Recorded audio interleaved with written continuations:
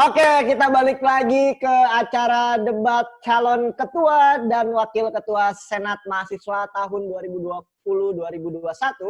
Dan tadi kita sudah melihat sesi pertama bagaimana ketiga paslon menjawab pertanyaan-pertanyaan dari dosen yang ada.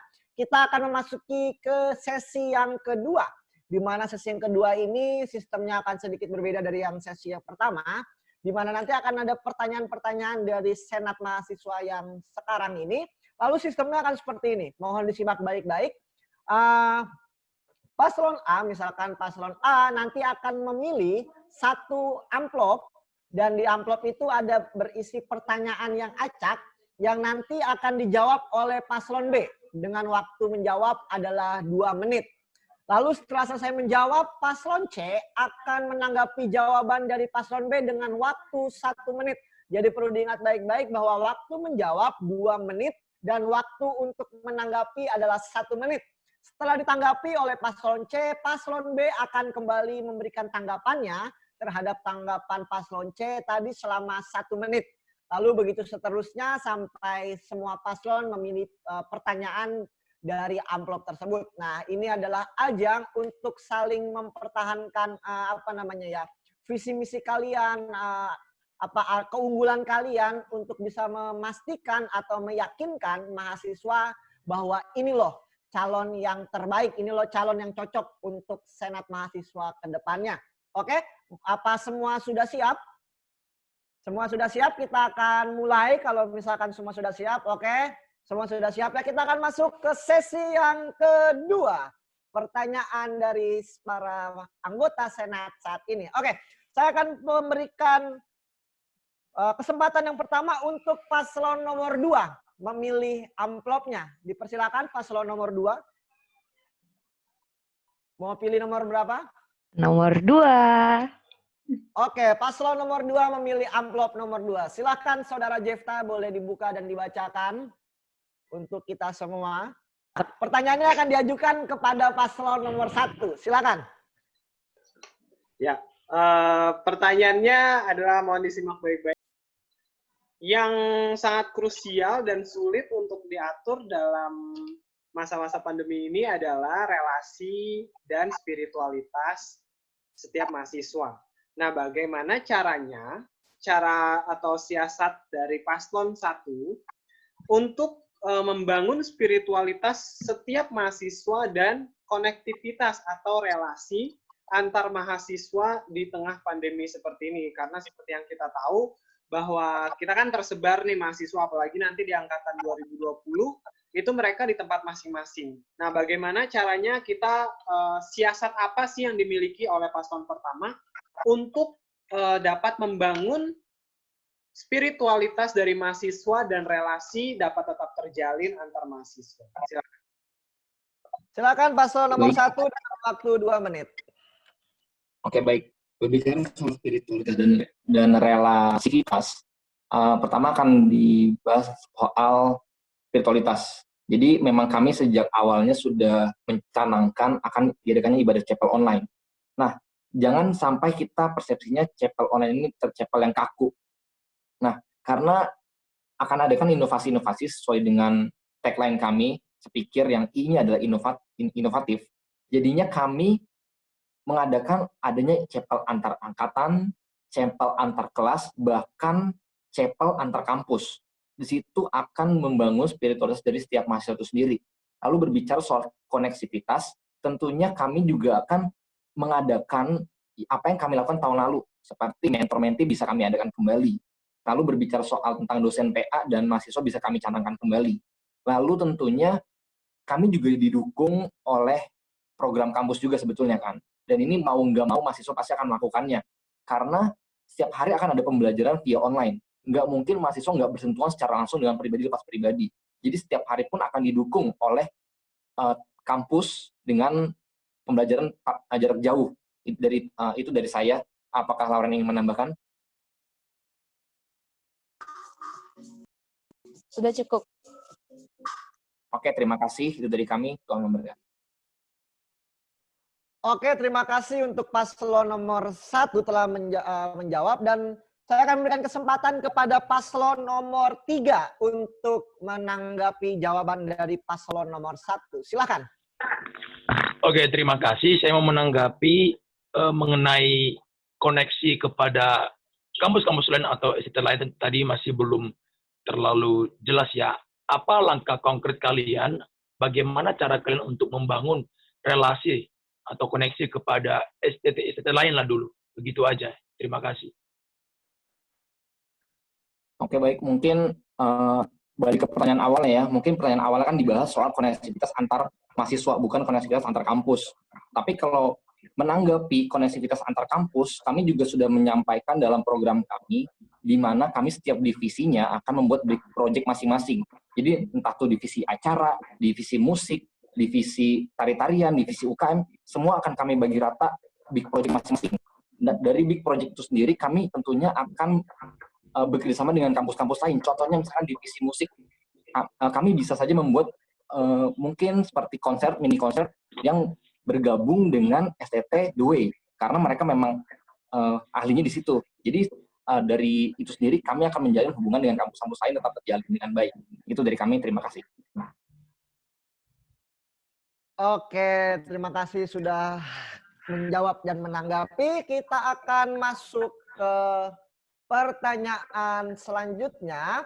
Saya akan memberikan kesempatan kepada paslon nomor 1 untuk memilih amplop.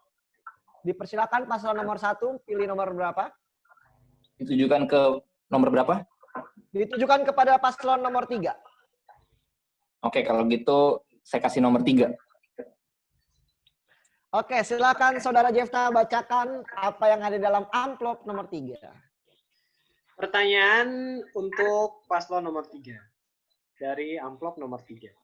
Sebagai seorang pemimpin yang harus tetap memperhatikan kesejahteraan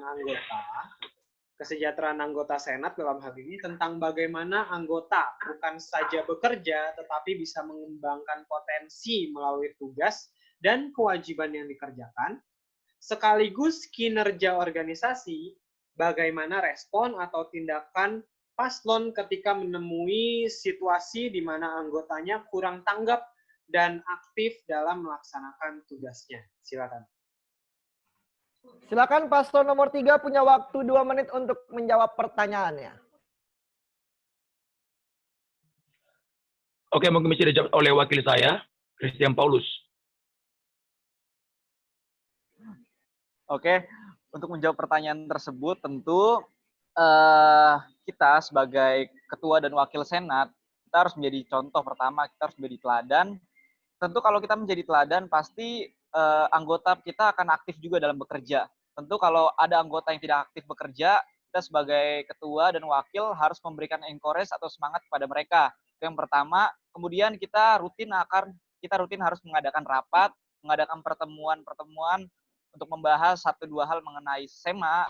Terus juga kita setiap anggota tentu harus membuat laporannya masing-masing atas apa yang dikerjakan. Tentu kalau seperti ini pasti setiap anggota divisi pasti akan bekerja dengan semaksimal mungkin. Itu saja mungkin. Atau ketua mau menambahkan?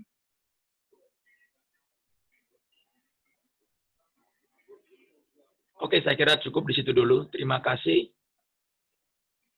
Oke, saya akan memberikan kesempatan kepada paslon nomor 2 untuk menanggapinya dengan waktu 1 menit. Waktu dan tempat dipersilakan. Oke, yang pertama saya mau menanggapi. Yang pastinya untuk menjadi ketua dan seorang wakil itu punya jiwa pembapaan, mentoring, sama upgrading ya buat para stafnya. Karena juga bukan hanya kita aja yang jadi pemimpin, kita juga nanti pastinya akan melahirkan pemimpin dari staf-staf kita kan, pastinya di luar sana nanti walaupun bukan di Senat. Terus juga saya mau nanya kalau misalnya nanti ada yang anggota di tengah-tengah jalan tiba-tiba punya kasus gitu, terlibat sama P3 kayak gitu, itu menurut kalian gimana? Misalnya dalam hal berpacaran atau yang lainnya. Silakan paslon nomor 3 untuk menanggapi. Oke. Ya, menanggapi di mana suatu pengurus nanti ada suatu kasus ya, tentunya kita akan melihat dulu seperti apa kasusnya, mempertimbangkannya, dan juga akan membawa kasus ini kepada P3 tentunya yang bekerja sama dengan Senat seperti itu. Kita tidak bisa melakukan keputusan sendiri, kita melihat dulu bagaimana kasusnya, dan bila memang itu masih bisa kita atasi, SEMA akan bertanggung jawab dan akan mengatasi kasus tersebut. Dan kalau tidak, kita akan memberikan sepenuhnya kepada Phuket 3. Itu saya kira. Terima kasih. Baik, terima kasih untuk paslon sudah menjawab dan menanggapi pertanyaan nomor 2. Dan yang terakhir saya akan memberikan waktu dan kesempatan kepada paslon nomor 3 untuk memilih amplop yang tersisa, yaitu berarti tersisa nomor 1 dan akan dijawab oleh paslon nomor 2. Waktu dan tempat dipersilahkan Jefta untuk membacakan supaya ada kerjaannya. Pertanyaan untuk paslon nomor 2 dari amplop nomor 1. Apakah merit demerit masih akan diterapkan?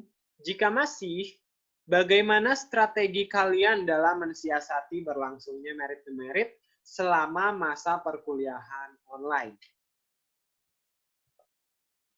Oke, waktu dan tempat dipersilakan kepada paslon nomor 2, 2 menit untuk menjawab. Terima kasih atas pertanyaan dan waktunya. Saya akan menjawab untuk pertanyaan yang pertama.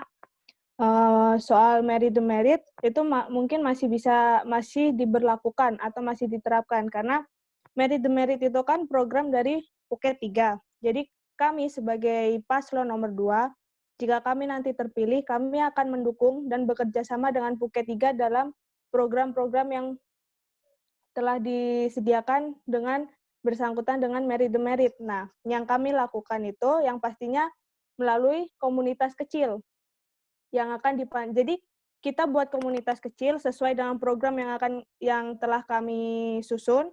Itu nanti komunitas kecil itu terdiri dari berbagai angkatan, tidak hanya satu angkatan saja, jadi berbagai angkatan. Nah, di situ di setiap komunitas kecil itu akan dipandu oleh salah satu atau 2 senat itu sendiri. Jadi setiap komunitas kecil itu dipandu oleh senat. Jadi tugas senat di sini memantau mahasiswa. Begitu. Ketua, ada yang mau ditambahkan? Oke, jadi intinya nanti dari anggota senat sendiri juga akan tetap memantau mahasiswa-mahasiswi. Jadi kalau misalnya dari Phuket 3 tetap memberlakukan merit demerit, pastinya staf senat juga tetap akan memantau, dan itu juga bisa juga untuk merit demerit kayak gitu. Terima kasih. Baik, silakan waktunya untuk paslon nomor 1 menanggapinya. Dengan waktu 1 menit. Baik, kalau menurut sendiri, kami akan mempertimbangkan hal tersebut. Dari program kami sendiri berbicara soal merit demerit akan kami lakukan, tapi dengan cara yang berbeda. Kami telah melakukan studi banding ke kampus lain, dan kami akan memberi nama itu adalah SKP. Apa itu SKP? SKP adalah Satuan Kredit Partisipasi. Jadi melihat kekurangan dari mahasiswa itu adalah kurang aktif. Lewat SKP ini kami akan mengaktifkannya kembali agar mahasiswa dapat berpartisipasi dalam berbagai acara. Nah, contohnya seperti apa? Misalkan ibadah chapel itu kita bisa 50 kali dalam 1 tahun. Jadi mahasiswa mengumpulkan dalam hari ibadah chapel akan mendapatkan 1 poin. Lalu poin standarnya misalkan 400 poin untuk mencapai skripsi. Jadi mahasiswa harus mengumpulkan 300 poin atau 400 poin untuk mendapatkan skripsi. Jadi ini akan berjenjang sampai mereka lulus itu sendiri. Baik, terima kasih. Silakan paslon nomor 2 untuk kembali menanggapinya dengan waktu 1 Berarti menit. kalau kayak gitu agak ribet ya buat paslon nomor 1. Maksudnya karena merit demerit ini kan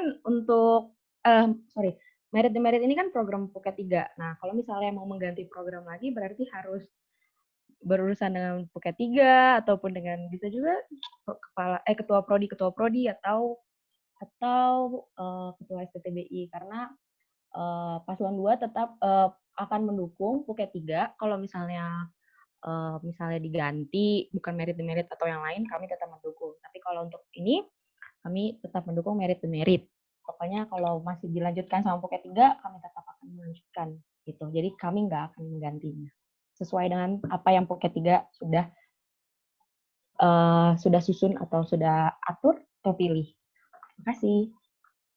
Baik, terima kasih untuk ketiga paslon sudah mengikuti sesi pertama dan sesi yang kedua ini. Kita sudah sampai di sesi yang kedua dan semua paslon sudah menjawabnya. Kita akan melanjutkannya ke dalam sesi yang ketiga. Tuhan Yesus memberkati.